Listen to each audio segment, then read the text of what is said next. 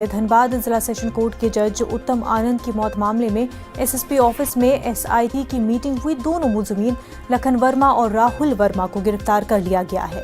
दोनों को 5 दिनों के लिए रिमांड में दिया गया है। दोनों से तफ्तीश हो रही है। जज के मौत मामले में हाईकोर्ट और सुप्रीम कोर्ट ने नोटिस लिया है। पुलिस बारीकी से पूरे मामले की जांच कर रही है। वाजरा की जज उत्तम आनंद को एक ऑटो से जानबूझकर टक्कर मारी गई थी और जज की वही मौत हो गई थी। उत्तम आनंद की मौत टेम्पो टक्कर से होने के बाद यह हादसा है या हत्या, इसको लेकर पुलिस की माथापच्ची चल रही है। सीसीटीवी फुटेज में जो चीज़ें सामने आई है उससे तो यही प्रतीत हो रहा है कि यह घटना जानबूझकर अंजाम दिया गया।